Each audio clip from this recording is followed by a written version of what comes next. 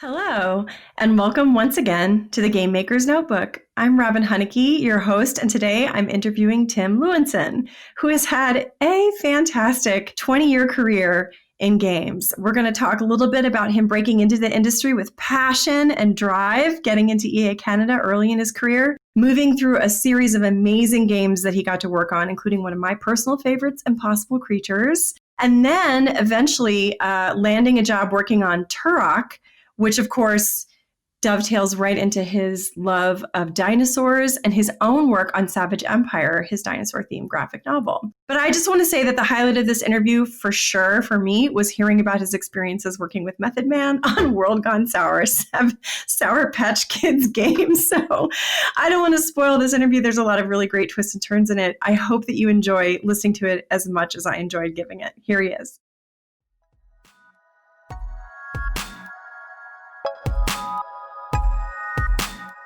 Welcome to the Game Maker's Notebook, a podcast featuring a series of in-depth one-on-one conversations between game makers providing a thoughtful, intimate perspective on the business and craft of interactive entertainment.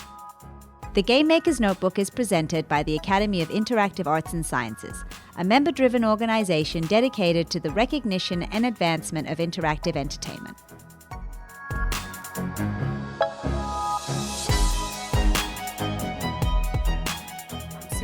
Super happy to have you here, Tim. Why don't you go ahead and tell us a little bit about how you first got started in the games industry? Thanks, Robin. Thanks for having me. It's funny. I look back and I didn't know that I would get here when I first started. Back in the mid '80s, my dad bought me a Commodore 64. I convinced him that I was going to use it for homework and lying through my teeth, of course. But I was able to convince him thanks to the local news had a sequence on this whiz kid in the Vancouver area, this guy named Don Matrick, who was like 16 years old and had built this game on the Apple II called Evolution. And so my dad saw this and he's like, oh, well, you could do stuff like that. And I'm like, yeah, and I could do my homework as well. And bought the Commodore 64 and I instantly got into games and nothing but games. And so that's where I cut my teeth, learning how to program, typing in. I don't know if you remember magazines like Compute's Gazette, where they'd have like these basic machine language programs in the back of the magazine, and you have to type them in laboriously, line by line. And invariably, yeah, exactly, right. And invariably, somebody had made a mistake, and then you'd have to go back and debug it. But that's how I learned, and that's how I learned how to not just programming but QA, and that's really how I got my foot in the door, and how I got bit by the bug of the computer gaming industry. My first game that I fell in love with was Mule for the Commodore 64, and my friend's brother had a Commodore 64 in his room, and so we would go up in his room when he wasn't around and play Mule until he came in and kicked us out, and then I would just spend all afternoon just biting my knuckles, waiting to be able to get back and play it again because we didn't have one at home. We just had an Atari, and I loved that game. It was such a crazy time because so much stuff was happening so quickly, and at the same time we were in it, so we probably didn't see it. So were you in love with computer games, and then okay, I'm going to become a game developer, or were you like me, where you're like, computer games are cool, but I have to do school and a real career, and then eventually fell into it? So I kind of lean towards the latter. And it's funny, I actually had found out about this guy named Jerry Lawson, who is this black engineer who's involved with, I don't know if you remember the Fairchild Channel F system, which was like the precursor to the Atari 2600. But he's basically the guy who invented the video game cartridge. And my dad found out about this guy as we were getting into the whole Commodore experience. And he's like, oh, well, you know what? He's an engineer. This might be something that you want to look into. And I looked at him and I'm like, he looks like me. And as cheesy as that sounds, as a, preteen in the mid 80s, that kind of representation and just seeing somebody out there who's doing something in a field that you think is awesome, who looks like you, made a huge difference. And I would probably be in the industry anyways, but it was just that much cooler to say, hey, you know what, there is room for somebody like me to get in here.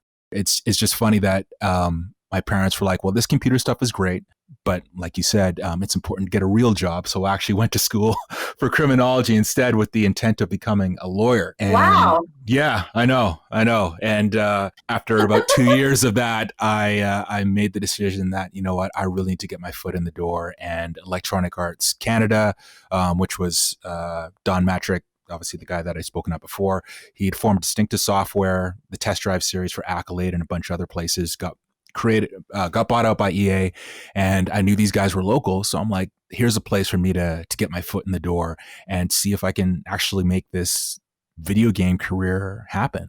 And it's funny because back then I was working. Did you just apply or like knock on the door? Like, how did you do it? So here's the thing. Back then I was actually working at the largest psychiatric hospital in Western Canada and making really good money, union wages, like $25, putting myself through school, $25 an hour. And one of the nurses there happened to have trained with my father, and his son worked at EA in the QA department.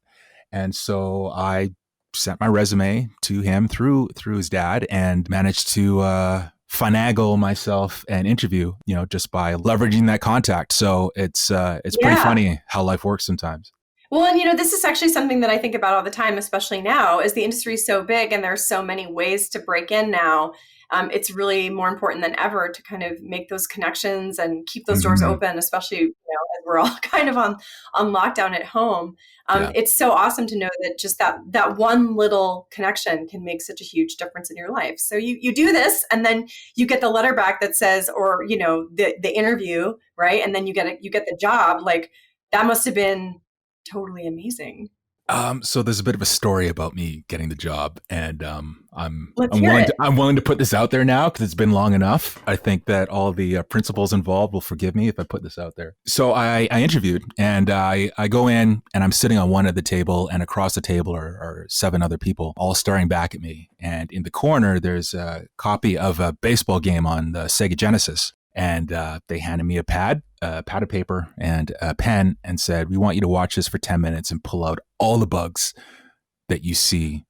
And we're just going to stay right here. So imagine taking your SATs, but instead of, you know, sitting in a nice desk surrounded by other people who are all undergoing the same issues that you are and the same experience, instead you've got 7 pairs of eyes that you can feel upon you. Man. As you're trying to pick out the bugs in this old game on this grainy television. And it was something else. Yeah, it was crazy, right? So I finished and handed it in and said, cool, thank you very much.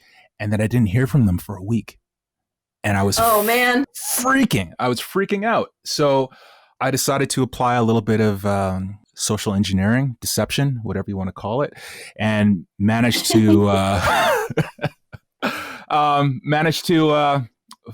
flirt my way with the receptionist in order to get the one of the manager's direct office phone number. I called him twice a day, every day for 2 weeks until one day he picked up the phone and heard my voice and he said, fine, come in. And that's how I got the job. That's amazing. Yeah. That kind of drive, especially when you're a young person, it's hard to come by, because I think even, especially now, you know, you get so many messages about like what's good and what's bad and what you're supposed to do versus like, and how hard it's going to be. But you just really seized the day. When you got there, were they like, all right, did they give you like the crappiest job? You know, like, okay, since you're so desperate to be here, you have to do the worst work. Like, what was it like? Actually, it was great. So I was brought in towards we were filing FIFA 96 on the original PlayStation. So virtual stadium. Game. Yeah, it's a lot of fun. And I can't hear any of that front end music right now without having a visceral reaction. But but it was a great game, but they needed bodies in order to test this. This is really EA's first kick at the can on this brand new platform that Sony put forward. There are a lot of experiments going on the development side regarding 3D and how they're going to implement sprites versus polygons. And there's a lot. Yeah, there's a lot riding on this. So we were thrown directly into the fire, and I loved it. I loved every minute of it. I was making 1/3 of what I was making previous at the hospital, and I didn't care because this was the place to be. So getting in on FIFA 96 was awesome. NBA Live 96, using the same technology, worked on that as well. And really pushed to get myself onto the Need for Speed series. I don't know if you remember Need for Speed on the 3DO, the very, very first one. I didn't see it on the 3DO, but I was really familiar with the FIFA franchise because I was in graduate school in AI at the time. And there was a lot of connection actually with Black Box, like EA, Vancouver, and the AI community, which is where I started. Mm-hmm. So it was like those games were actually not just pushing 3D, but they were pushing the concept of reactive. Being able to do animations and plays and stuff in response to player input, which is because of my experience with Mule, what I got obsessed with when I got into games. So, I get it. Yeah, I know those games quite well. Actually, it was a really interesting time. You were focusing on kind of this transition between the polys and the 2D, and then of course all the engine optimization that had to happen to push polygons, right? Yeah. Moving from 16 to 32-bit was really a formative time and for the industry, and to be there sort of at ground zero at one of the largest publishers, around, was a real eye opener. A lot of opportunity, a lot of opportunities to learn. Made some amazing friendships, people that I'm still friends with to this day and talk to regularly. It feels like there was just almost like a bubble at that time, just this bubble of fun and tech and learning that was all happening and swirling around me. And it's not until, I kind of look back and go, wow, like that was really a thing. I don't know if I really appreciated it when I was in the middle of it, but I definitely appreciate being there at that particular point in time, at that milestone.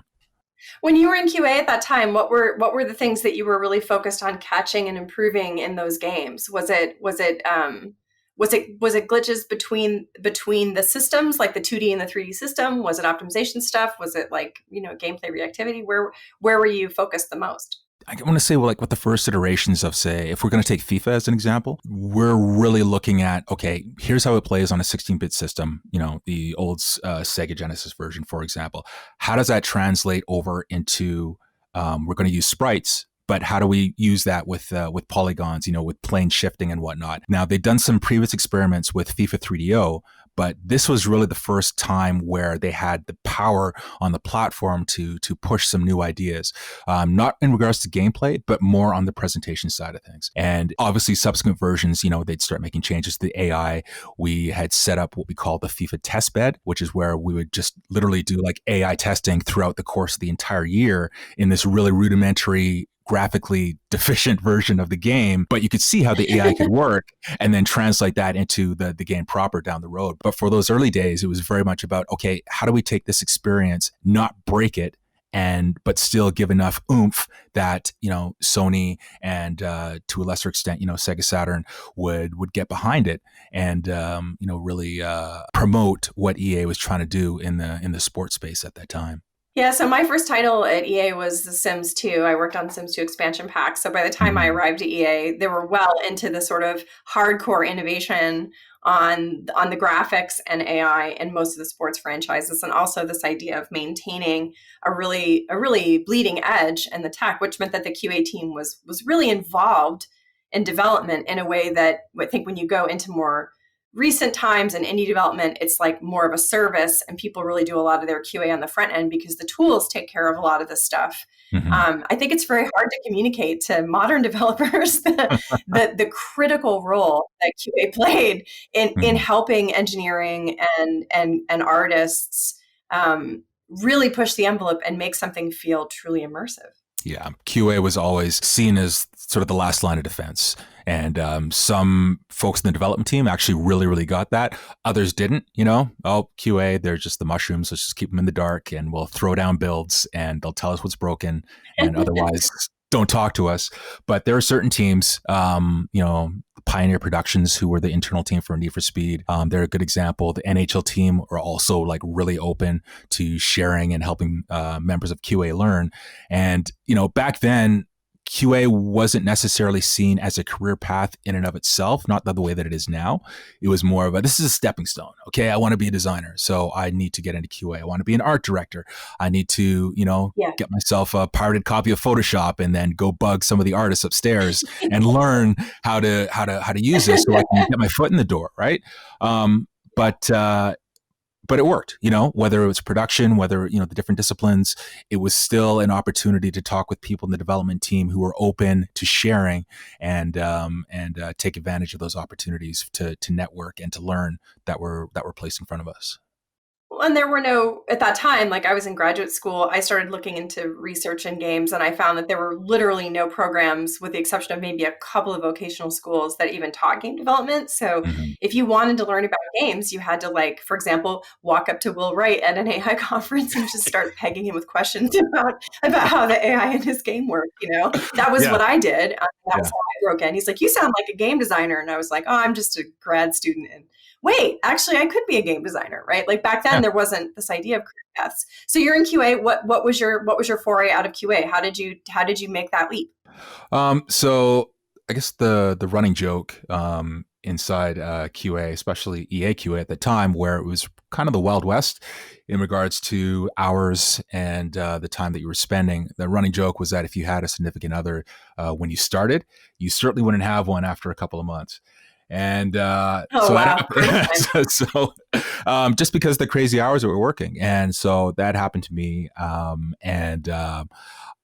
had made the decision that, I can't work these hours. I do enjoy being in software development, but something has to change. And so an opportunity came up to work in business software instead. So working on Macintosh software for printers and also for a pharmaceutical company where I started learning Linux. Cool.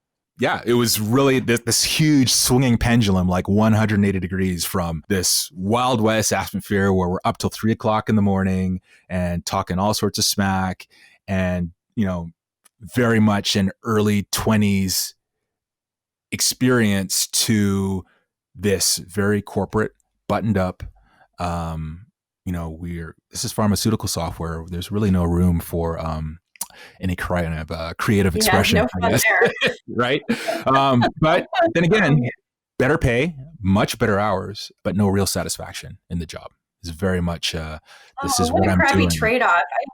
I hate that trade-off that we often get with games. It's either like suffer and feel creative, or don't suffer but feel dead inside. Like, that's a terrible trade-off. Yeah, you don't want to wake up in the morning and just stare at the ceiling and steel yourself for 10 minutes before you roll out of bed. And, while I did learn a lot in regards to process and some improvements that I was able to apply to my career going forward, the work in and of itself and what I was working on was not it wasn't satisfying. And it was really during that period where I realized something about myself, which is that I'm very much project driven.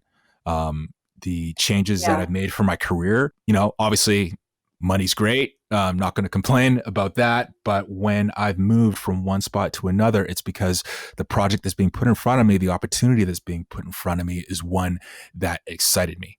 And that's how I got out of there and ended up going over to Relic. Oh, wow. Relic. That's awesome. So you worked with Alex. Yeah.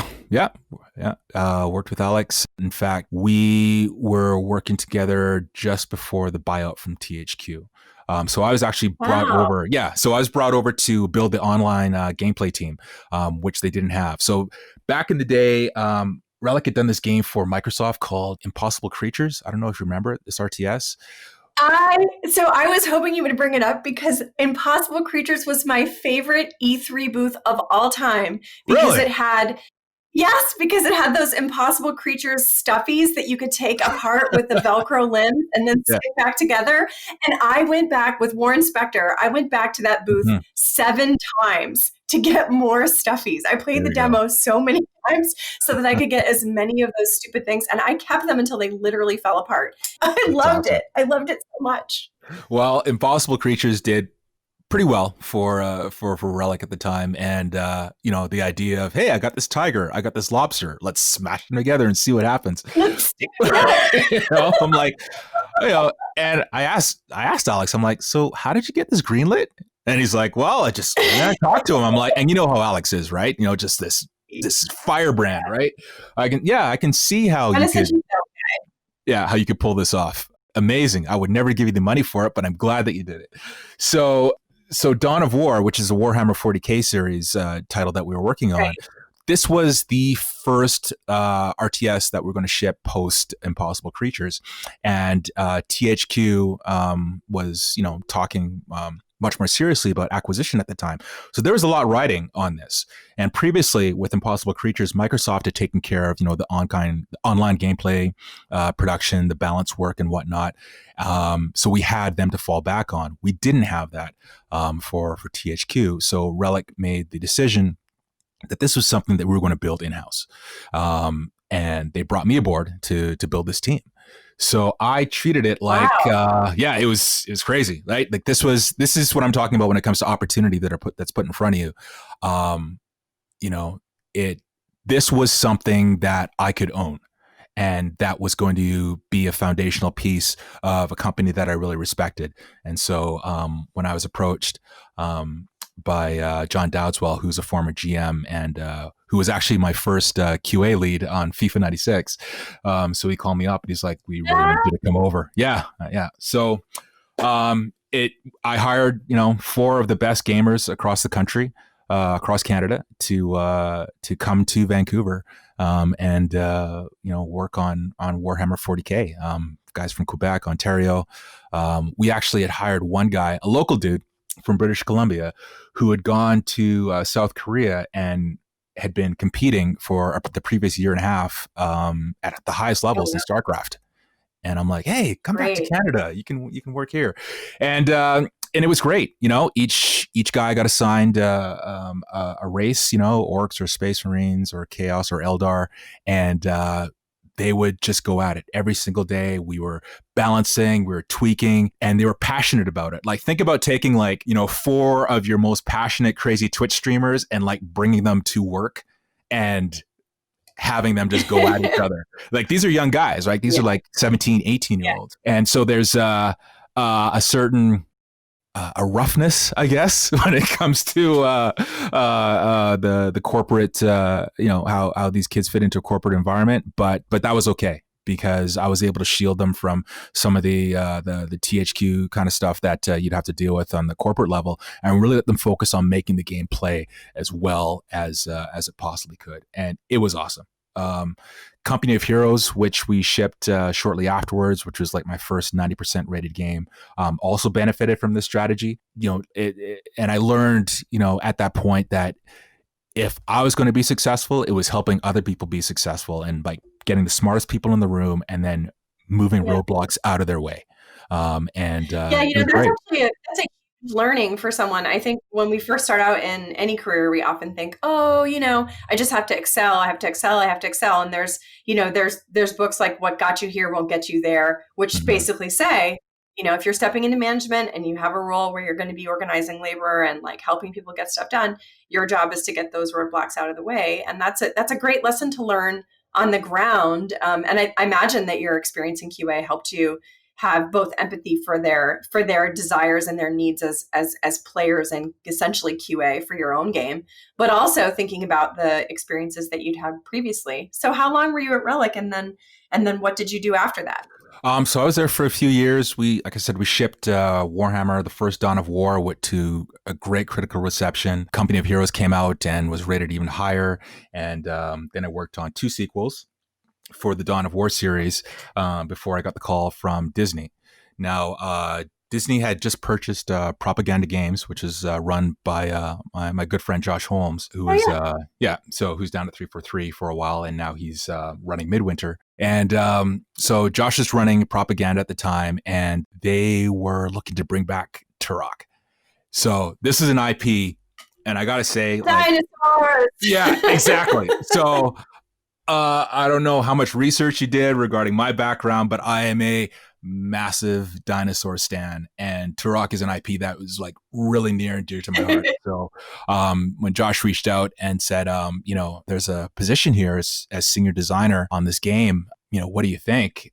I really had to think about it, because I loved Relic. I still do. Lots of really good friends back there, and it's one of my favorite places that I ever worked at. But come on, this is Turok, and not only that, but there are these multiple interesting challenges that we were solving as a team that I could be a part of, a brand new studio. How do you build a studio culture when people are coming in from, all the Ubisoft, EA, all these other places? How do you build a studio culture from the ground up?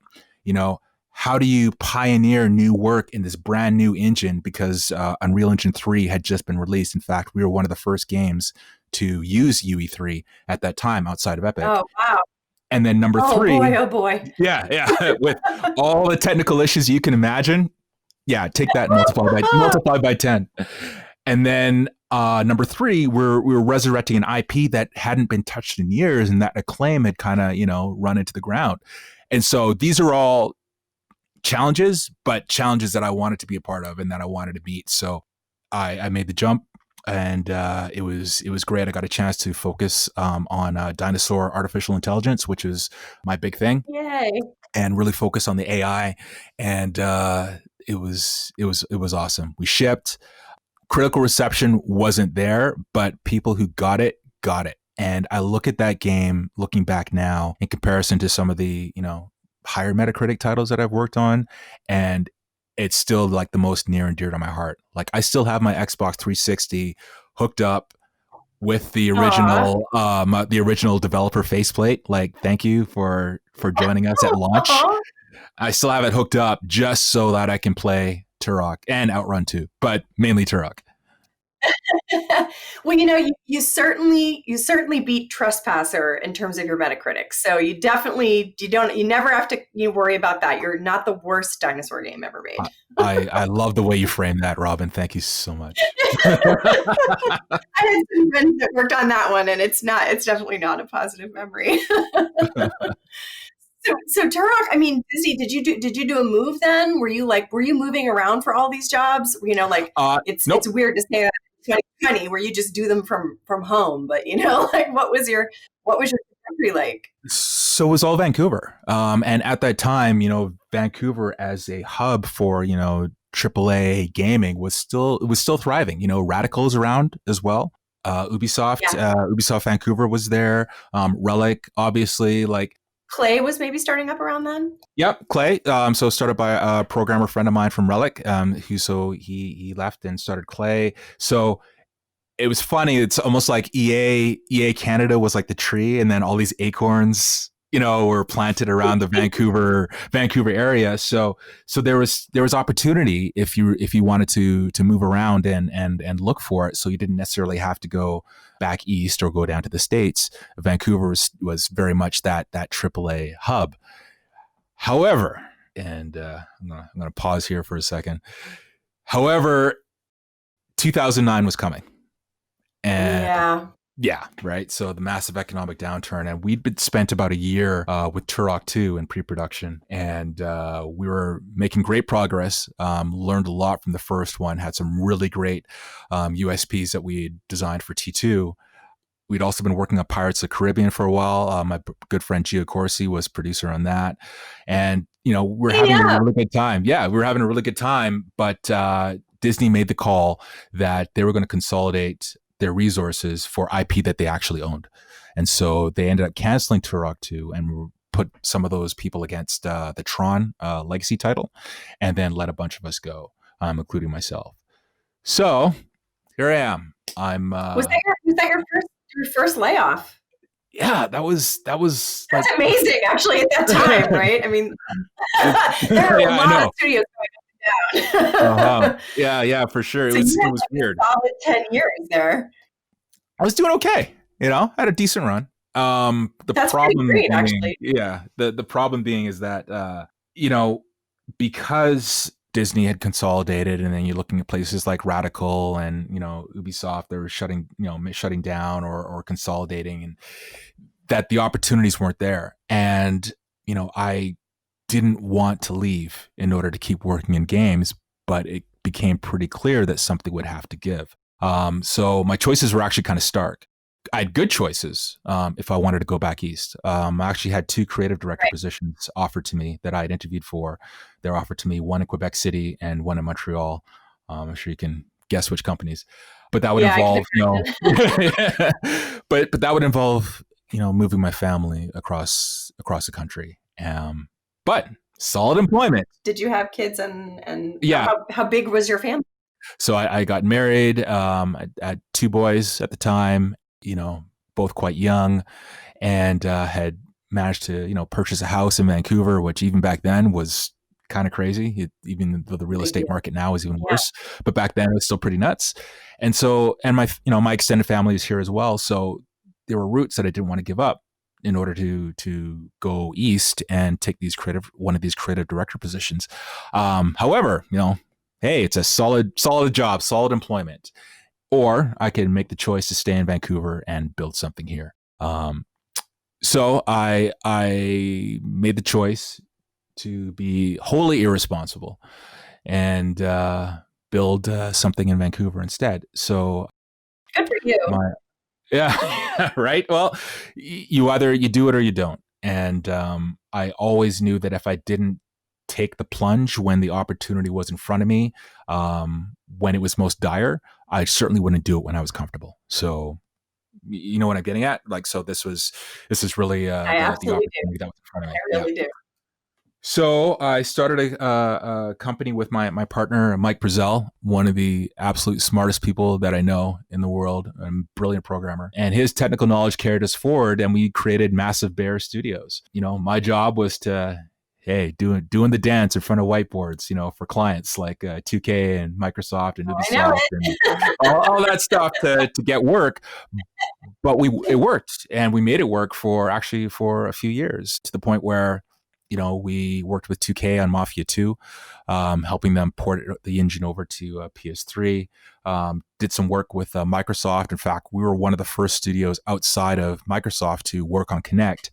And that was actually quite cool, right? Like, this is, again, the opportunities and the projects that are put on front of you. That's what drives you.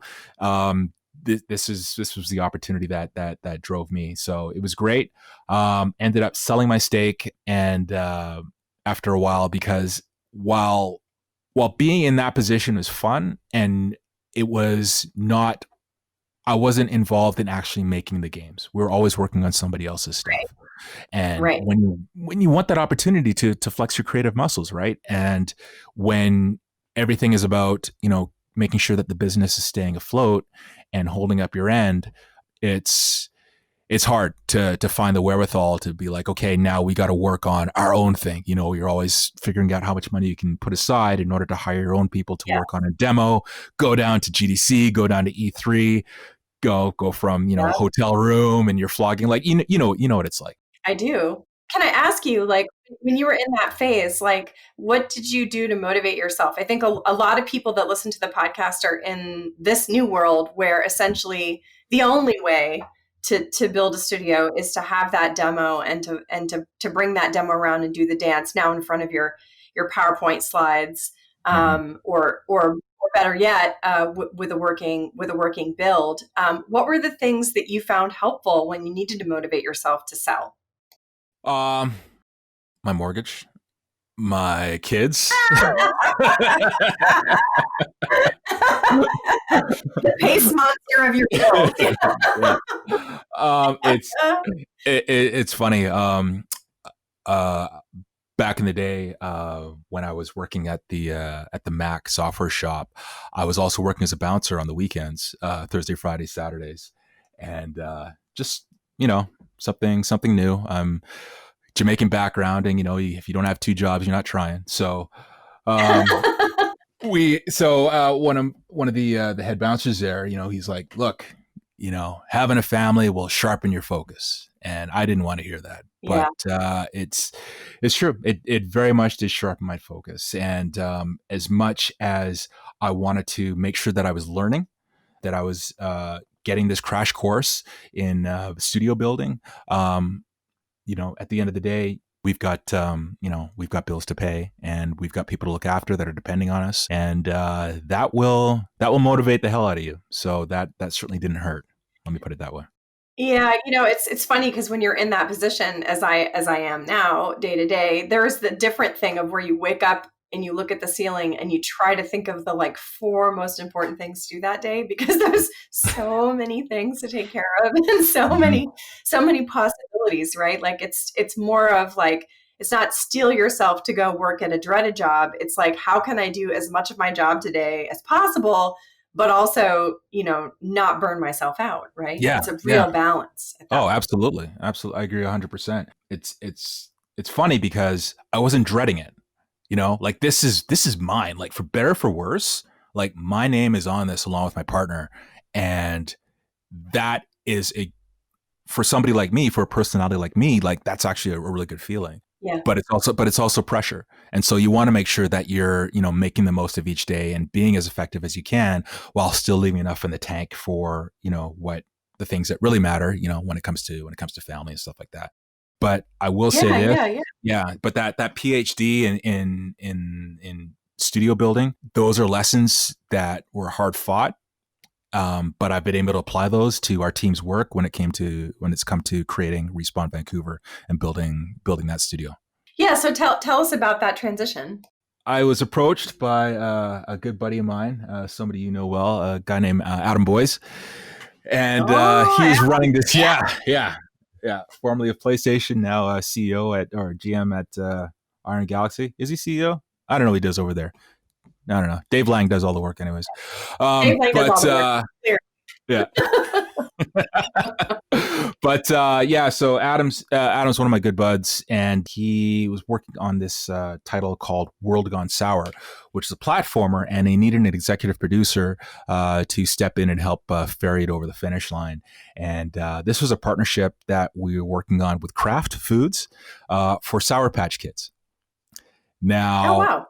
I know what you're thinking. What the hell is Kraft doing making video games? But this game is fun. It's so much fun. And from a development point of view, it's probably some of the most fun that I've had in my professional career. So this was a partnership that we did with Kraft and with Capcom. And back then, you couldn't publish on Xbox Live without like a real, and I'm making air quotes, real publishing partner. And so Christian Svensson at Capcom liked the project. Yeah.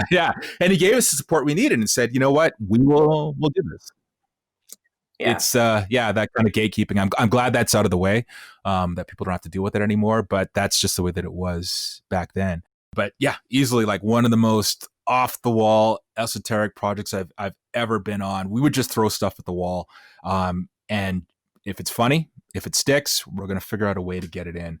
And just to have an opportunity to, work with Adam, work with a friend, work with Capcom, work with this massive conglomerate outside of the video games industry and see how they do things when it comes to licensing and IP. Again, this was another opportunity for me to go in and learn and take this and add it to my CV and more arrows for my belt, as it were. So I was going to say, what a CV to go from these AAA games to Sour Patch Kids and then back out again. Like, that's crazy.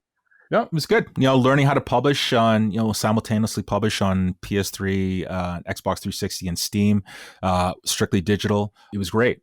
And Kraft gave us a lot of leeway to work with as well.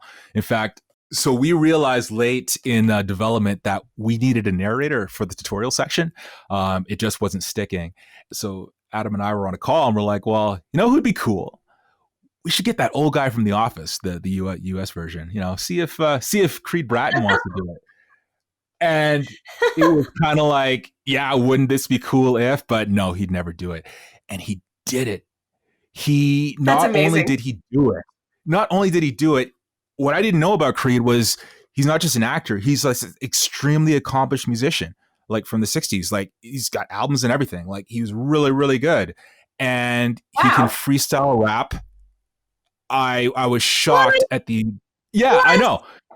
I was shocked at the talent that this man had. It's the snarky old guy from The Office. No, this dude had layers like an onion. So it's like Black Thought hanging out, blowing up. It was so much fun. Yeah. So we were in the studio. So Adam's in the studio. I'm FaceTiming from up here in Vancouver because he was obviously down there in the States. And hey, how's it going, Tim? I'm just like, holy shit, it's Creed. How's it going, Creed? And he's like, oh, hey, let's do this thing. And he's doing freestyle raps for the different characters. Wow. His outtakes, like I have 2 gigabytes of outtakes from the studio session buried on a hard drive somewhere, which I will never put out, but I will take them to my grave because it's just some of the funniest stuff ever. And he just killed it, And Did boys oh yeah, beatbox at all? no, I think we kind of want to let the talent do what they're doing, especially because we're paying them, a considerable sum of money, but of crafts money. But it was fun. We got to do a commercial with Method Man, which for Sour Patch Kids, and it was No way. yeah. If you go on YouTube right now, you or and your listeners, go on YouTube and let's put this in the show notes. yeah, put in the show notes. Look up Method Man World Gone Sour, and he is spitting bars That is amazing. about Sour Patch Kids, and it's straight fire. Yeah, it's one of those situations where it could have been super cheesy, but it actually came off like really coll. And it's funny when you say that. I think of Method Man eating Sour Patch Kids with this huge grill, and then I'm like, that can't be a good thing. But maybe it was a different time. That's so crazy. So you had a completely different experience working in branded content then, like from everything else you had done before. You've had essentially, it sounds like you've had this really great smorgasbord of experiences up to this point where you've just like kind of been learning and getting all these different experiences, which is, I mean, that really is, I think, the definition of a career of the last 20 years in game development is that you've been, it's been possible to get so many experiences in a very short period of time. Yeah, absolutely. I mean, my focus has always been on production and design. And I've, throughout my career, I've always kind of, after QA, I've always kind of gone back and forth between the two, but always applying what I've learned from one and putting in the other and vice versa. And that has helped me a lot when it comes to having discussions from people with different disciplines, because I can always say that I've been there and I've done what you've done. And so when it comes time to talking about development, when it comes time to talking about issues like crunch or changes that we have to make to feature sets, you can have those conversations and have them be respectful and come from a discipline-specific point of view, because I can speak that language. So that's really awesome. Yeah. So this was an opportunity, I said from an EP level to ship this, to learn what it's like to ship on strictly digital platforms, but also to work with really strong brands and licensing, which helped with my next gig at Finger Food Studios, where we were working in mobile development, but working mainly with Smart Glass with not just Dead Rising 3 for the Xbox One launch, but working directly with the NBA, working with the NFL, working with the NHL, and applying what I've learned with craft to that. So Ryan Peterson. Yeah. So another really good guy, and Trent Shumay. But that was great. Okay, so it was fantastic timing for them. You went to Finger Food, and then at some point in this story, you transition and you write your own book, right? I mean, you moved from game development into writing. How did that happen?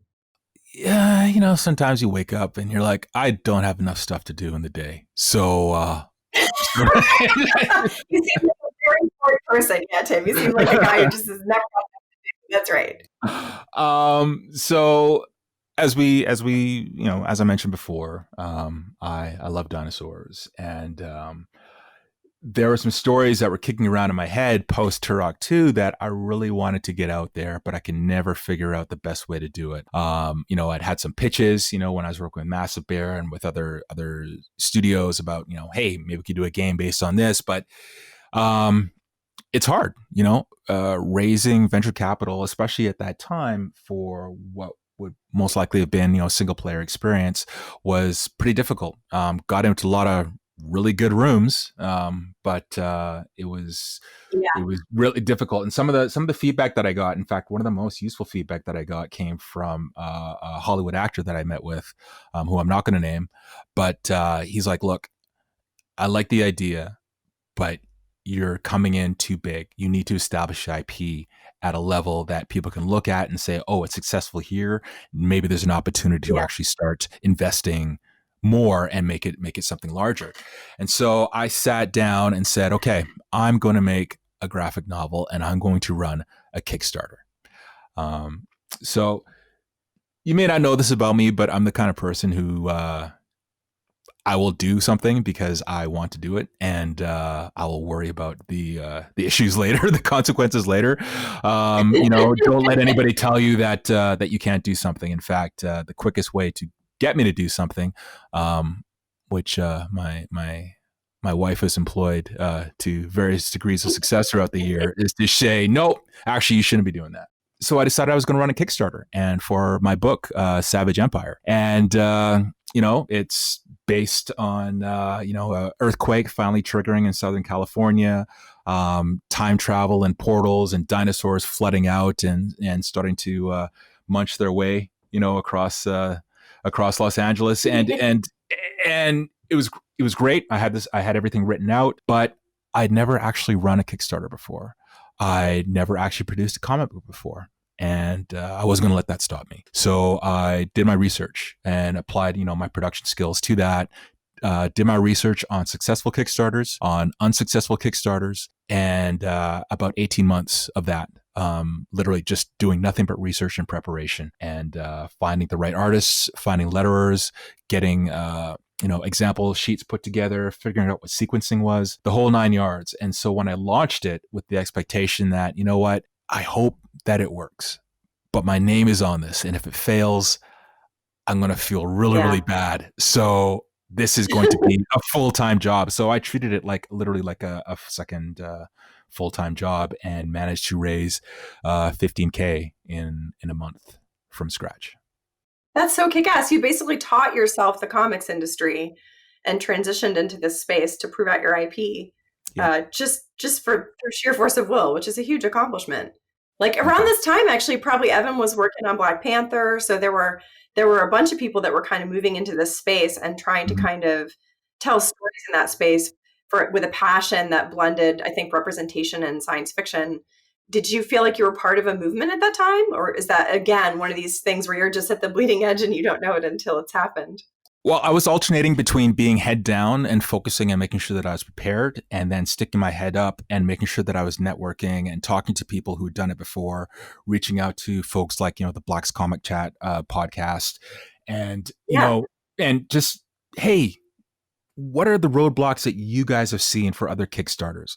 My old man, he's old school Jamaican, and he's got a saying for everything. But one of the things that he said to me as a kid, which has stuck with me, which is, look, you can't experience the experience until you've experienced the experience. And if there's an opportunity for you to learn from somebody else, take it. And so that's basically what that year and a half was spent doing, which was, stumbling in some aspects, learning, reaching out, and doing my best to make sure that when I finally kicked this thing off, that I was in the best possible position to succeed. Even if it messed up and I didn't make the money, I would be able to look back and say I did everything that I could. And that's what I did. That's awesome. It's really cool. Did you take it to Comic-Con? What was the process like? So I actually did take it to Emerald City Comic-Con last year, which was kind of cool. And, but it was really about just making sure that I saw it all the way through, and that I delivered to my backers what I said I was going to do. And that part was tough. So I got the money, and about 8 months into development of the comic proper, my colorist quit. He oh no. So he had a baby, and he was like, I'm sorry. He was actually giving me a pretty good rate, and he's like, I'm sorry, but I've got to, I really got to focus on higher paying jobs because, I have the child now. And I understood 100%, dude, I've been there. Don't even worry about it. We'll figure out a way to do it. So I continued working, with my letterer and, with my artist. But, I was doing my best to vet new potential colorists to take over. And I had a few people come in, did an okay job, but not great.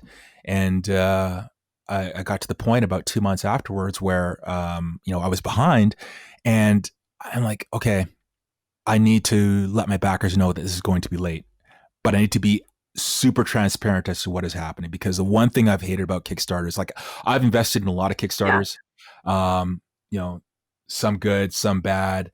I invested in one like it literally like 6 years ago, and I've just like that money's gone, right? Like the guy sent out like maybe 2 updates and that's it. And I'm like, I will never, I said I will never, ever, ever do that. My name is on this, and that matters. Again, more old school Jamaican sayings. He who takes my wallet, takes nothing. It's cash. But he who takes my good name takes everything. And I didn't, and I didn't want my name to be associated with something that was, just fell off. And a lot of my friends in the industry as well had supported me in amplifying this. So I let my backers know that I need to get a new colorist, and we were going to be delayed by at least a year. And the response that I got, like, I swear, Robin, I wanted to cry. Like everybody from top to bottom, I didn't get a single negative comment. Everybody's like, thank you so much for letting us know. We can't wait to read the book. We know it's going to be awesome for it. Hey, I know this guy. Maybe he can, he can put you in contact with somebody, she can help you out. It was amazing. And it validated my feelings on transparency when it comes to the work that you're doing. It's like, oh, it was the right thing to do. And people did see it the right way, and they didn't, come screaming at me like, what the hell, this thing is late. And that really gave me a real lift. And so I took that lift. That's awesome. Yeah. And I taught myself how to color. No way. Yes. I said, I'm tired of trying to hire somebody. I'm going to teach myself how to do it.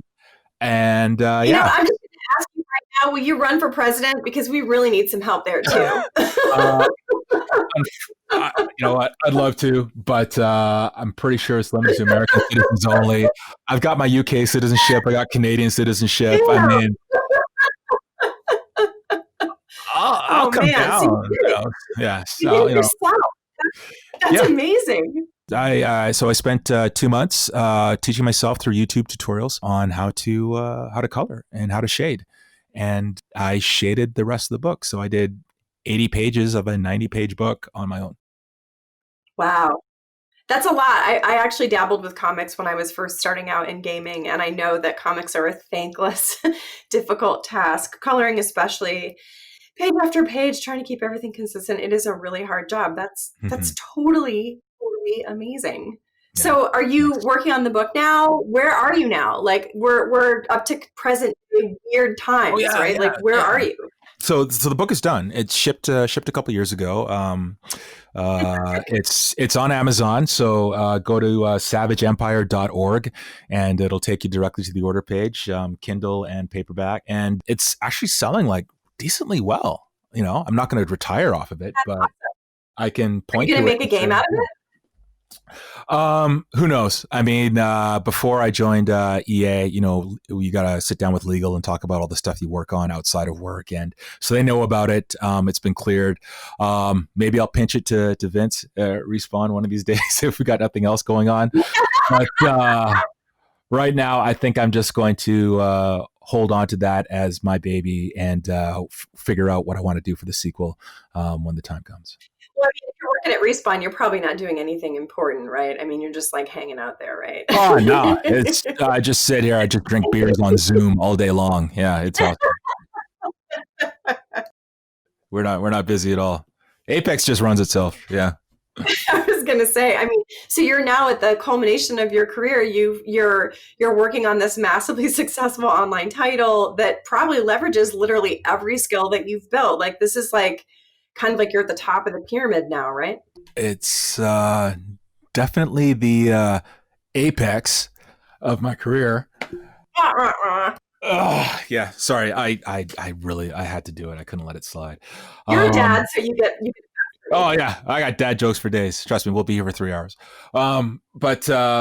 Yeah, it's funny. Before I came back to EA, I actually worked with Activision on Call of Duty Online and some work on Black Ops 3 as well. But that was where I really got a chance to learn about live services and then take that expertise that I learned there, working with the Shanghai team, working with Tencent, and now being able to apply that to like one of the biggest live service games in the world, Apex Legends, it's just awesome. It's funny after being away from EA from this amount of time and then coming back to the mothership, you really can go home again. And the opportunity to work with Respawn, you had to jump at it. When it's one of the most highly acclaimed studios in the industry and the kind of success that they've had, it's just I really want to be a part of. And, I'm really proud to be a part of this team. It really reminds me actually of the days at Relic. There's that same creative spark, that same desire to do your best work no matter what. And it's so much fun to be part of, building up Respawn Vancouver as a brand new studio. That's really cool. I mean, at this point in your career, you're in a position where you can really influence not just the way that something like that happens, but also the broader efforts that I think the industry is trying to make towards diversity and inclusion, and like bringing new people in. Like for the people that are trying to break in now, that really like they see a game like Apex and they think like, well, geez, I could never get there. Like, what's your advice? Like, what would you say to young Black creators, women, people of color, the kinds of people that right now are sort of saying, hey, we want to join in, we want to be there. Like, what would be some tips from you about how to make that dream a reality? Because it seems like basically throughout your career, you've really done that, So what would you leave them with, as advice based on your own experience? That's a really good question. So I was born in the UK, but raised in Canada from basically year one. From a year old, we came here. So I grew up, in North American society and part and parcel of society, and being one of the few Black kids in my town, small town. Yeah. There's a lot of experience that you have in maneuvering through society and white society that you learn from, and you figure out how you're going to apply that to your life going forward. It's funny, as individuals, and I'm not just talking about like, whether it's race or gender or anything, but just each of us as individuals, like we have our own individual, like our inside metronome, almost like for our own personal sonata. Yeah. Like we see the world a certain way, we hear the music a certain way, and like it's our metronome. And then you get out into the world, into the larger world, and you realize that the symphony that's being written, being played, it's not written for you necessarily, or people who look like you. Now you can go a couple different ways. You can become angry, you can become bitter, and that anger is righteous, and the bitterness can be understandable, but you also have to decide, are you going to push forward? How are you going to make things better for you? I can't change a racist person's mind. I can't. And it's not my job to, right? But I can go out and live my best life and let people know that if you got a problem with me, you are the one who has a problem. I'm not the one who's going to have a problem. I'm going to do my best. And that's not being Pollyannish about, what white supremacy can do and has done. But you also need to figure out how you're going to maneuver in this world to the best of your ability. And honestly, now to take that whole tortured music analogy and really drive it into the ground, it feels like the audience is actually listening, and they're joining in, and they're starting to sing the chorus. And that helps. And it sucks that it comes at the expense of Black death.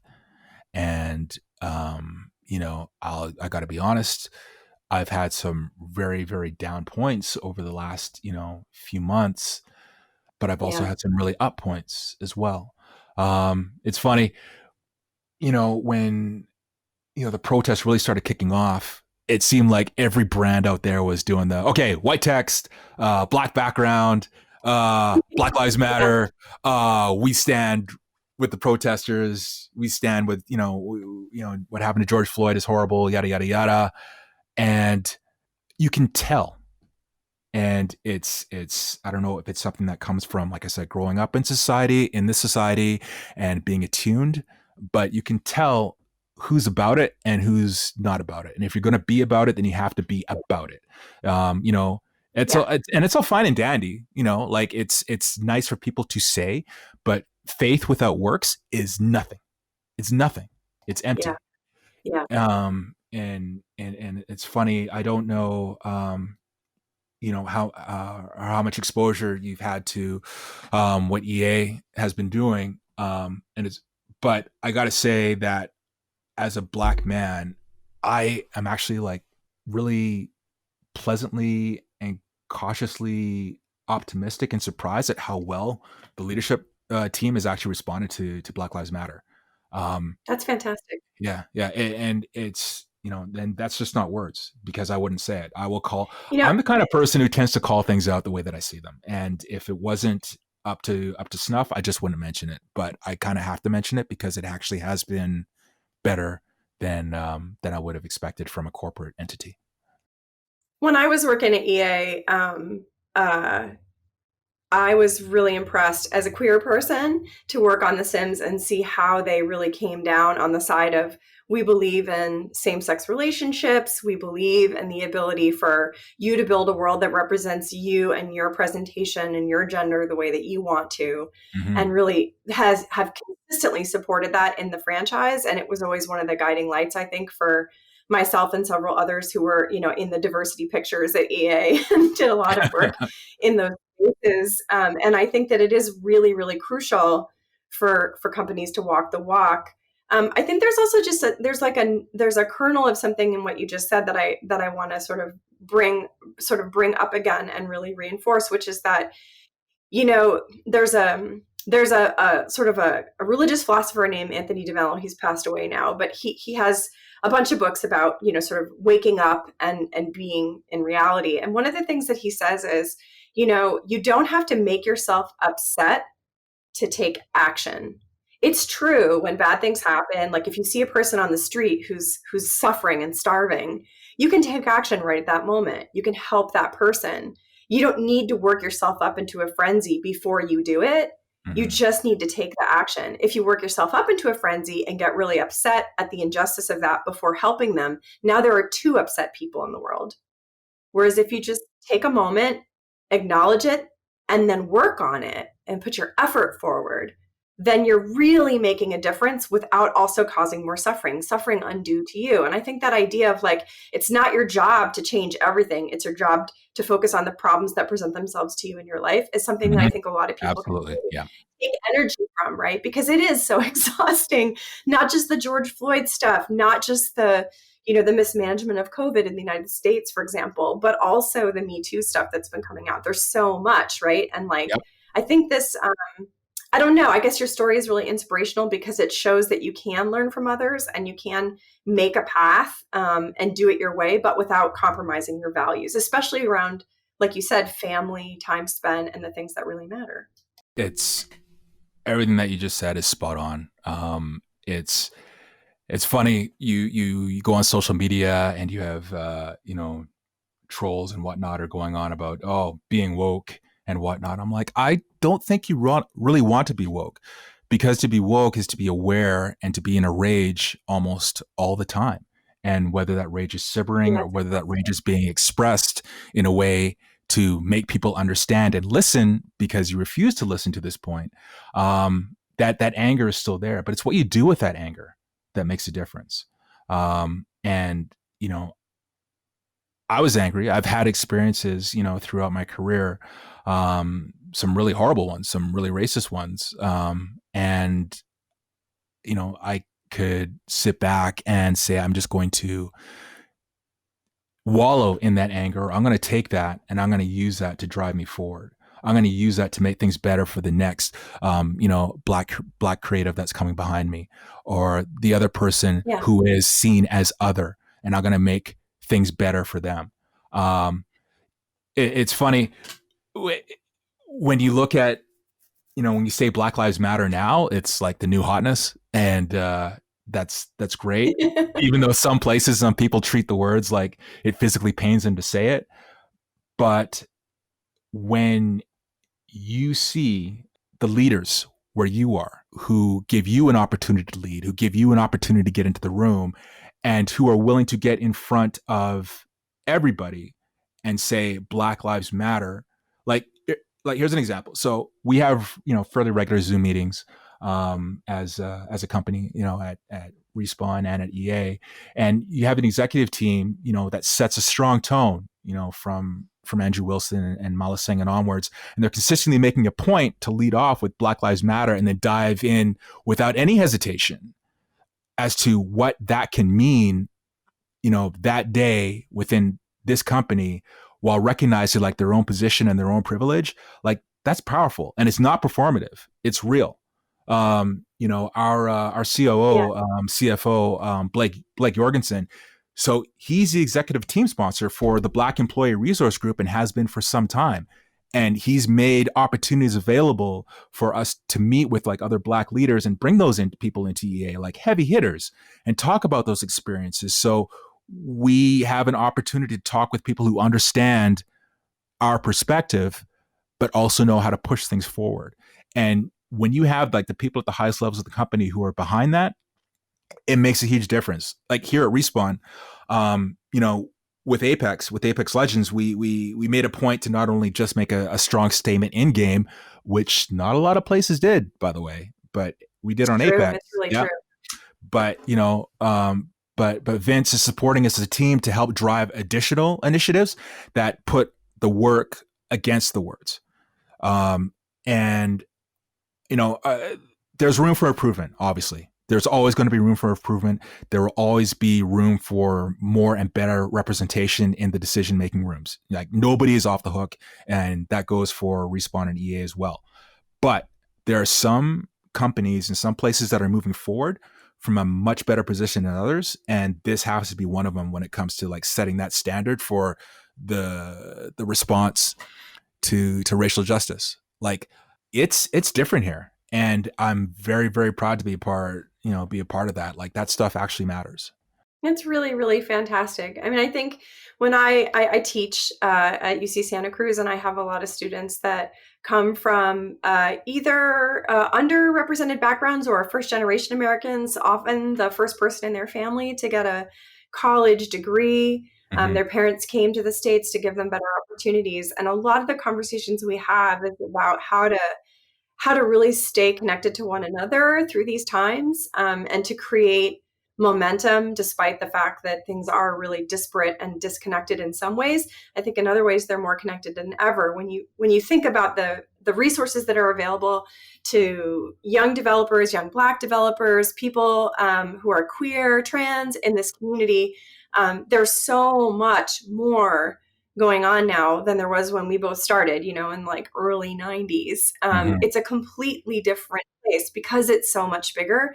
But I think that your point is well taken, that you can also kind of look across the landscape and see who's really following up, in these next few months with announcements about the changes they're making. In the wake of Gamergate, I remember Intel putting out a very broad reaching statement that essentially they would now make diversity and inclusion targets part of all management salary and bonuses and retention.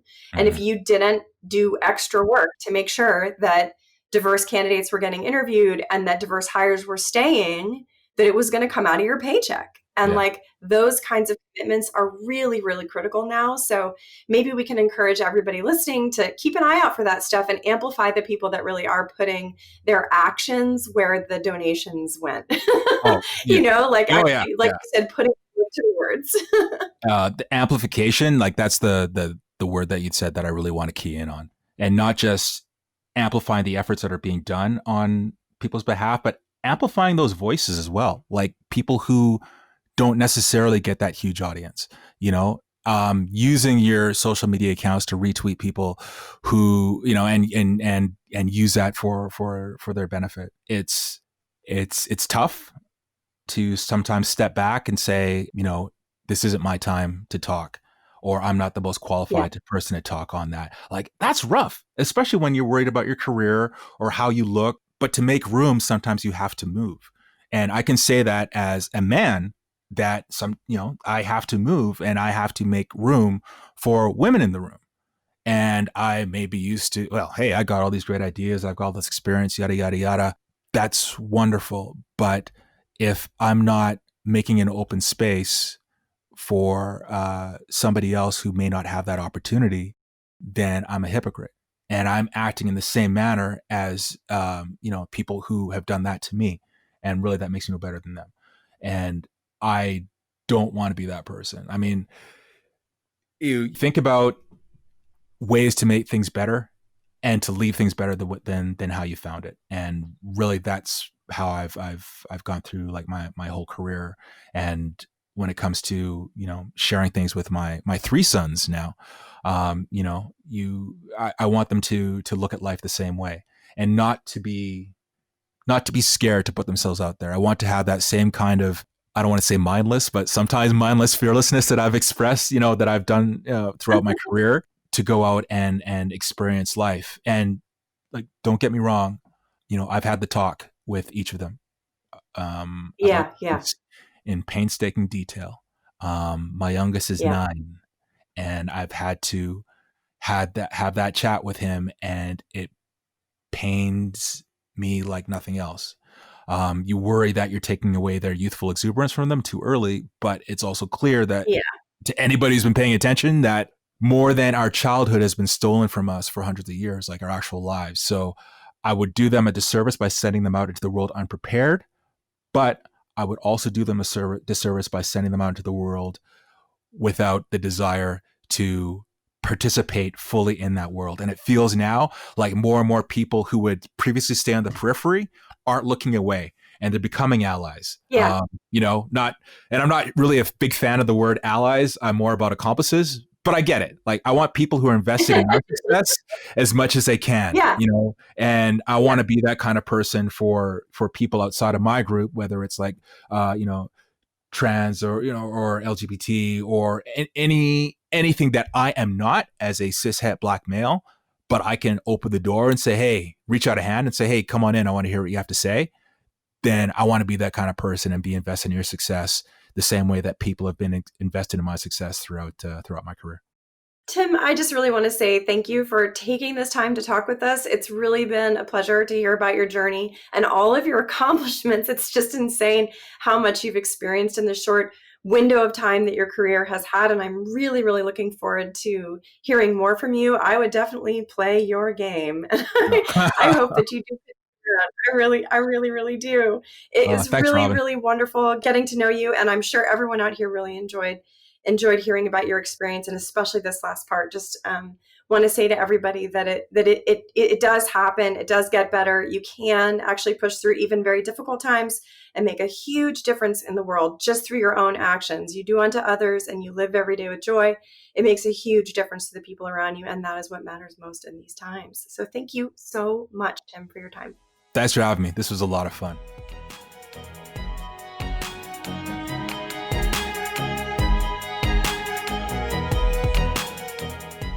Thank you for joining us for the Game Maker's Notebook. For more information on the Academy of Interactive Arts and Sciences, our podcasts, and our other initiatives, please visit www.interactive.org.